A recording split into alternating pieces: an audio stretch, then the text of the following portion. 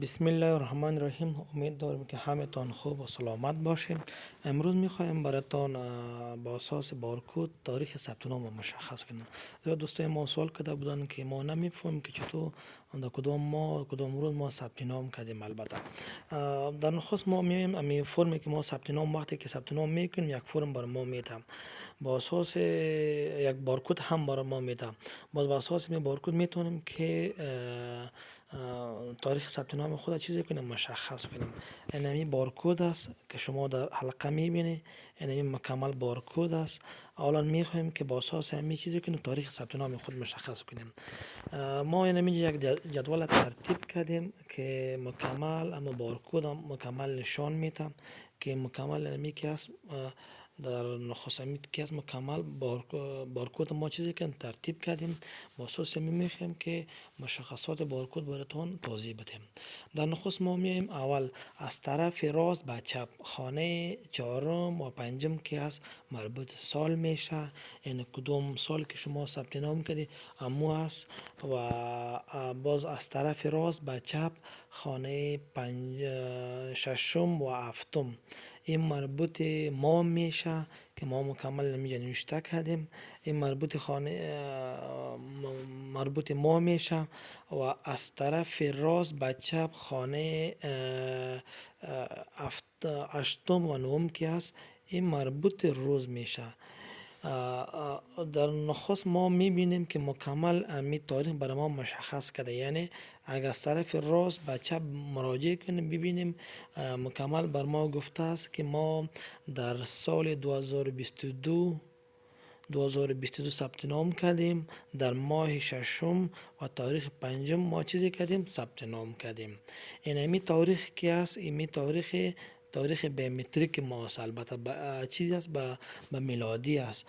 و از طرف دیگه کی است از طرف خانه دهم و هفتم و یکی است مربوط مو سال میشه که ما سال تولد ما میشه که با اساس تذکیره چیزی که درج کردیم.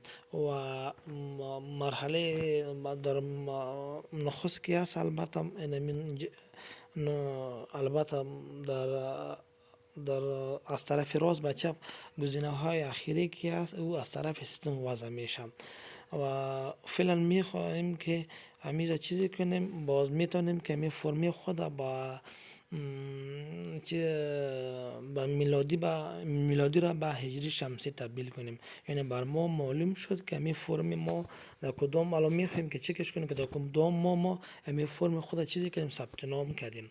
حالا از طریق بارکد ما فهمیدیم که از طرف راست به چپ خانه چهارم و پنجم که است مربوط سال میشه، یعنی خانه چهارم که است مربوط سال میشه. و خانه ششم و هفتم که است مربوط ما میشه. حالا میایم میبینیم که در کدام ماه کدام روز کدام سال ما ثبت نام کردیم. این خانه چهارم و پنجم که است این همی است، یعنی 2023 ثبت نام کردیم. در کدام ماه ثبت نامش کردیم؟ در پنجم ماه و تاریخ چند ماه 24.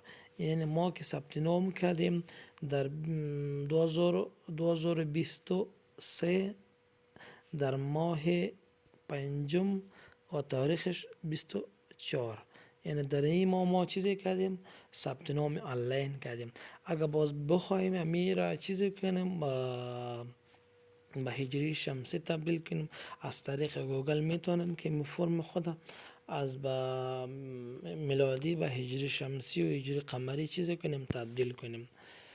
امید دارم که می را فهمیده باشین و ویدیو ما را لایک و شیر کنیم و چینل ما را هم سابسکرایب کنیم تا ویدیوهای دیگر هم بر شما جور کنیم. تشکر، زنده باشین.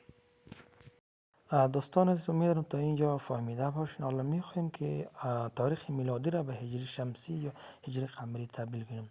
ما که البته ثبت نام کردیم با اساس بارکد که بر ما تاریخ مشخص شد 2023 پنجم و ماه پنجم و تاریخ 24. امیر میخوایم با هجری شمسی یا هجری قمری چیزی کنیم تبدیل کنیم.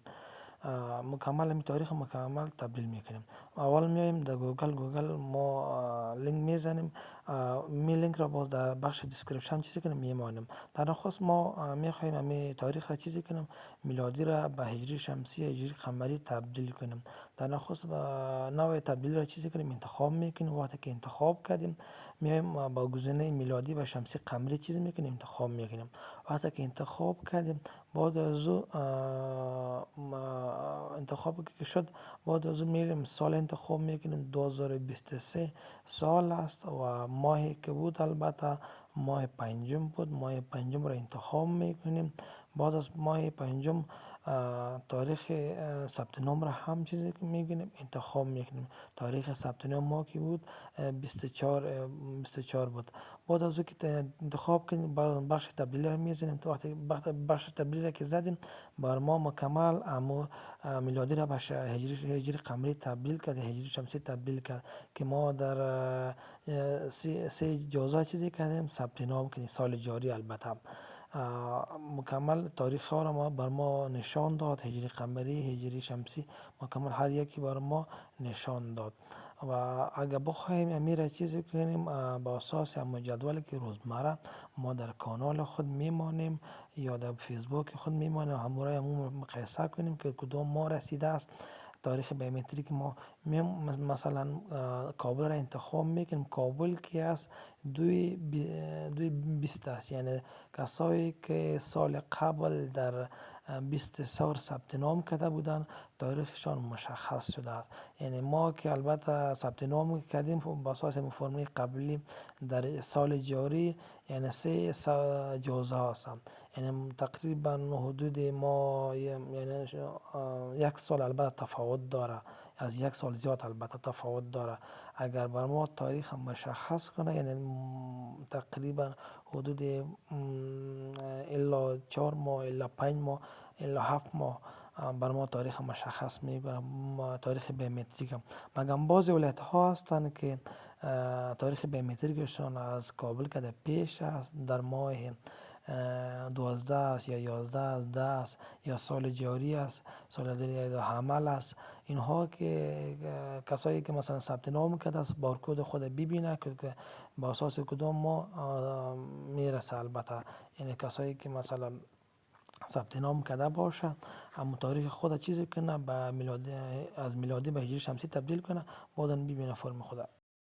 امید دارم دوستان از اینکه ویدیو ما خوشتان آمده باشه. برای ویدیوهای بعدی چنل یوتیوب ما را سابسکرایب کنید و برای مردم و دوستان خود چیزی کنید لینک ویدیو را شیر کنید. تشکر، زنده باشید.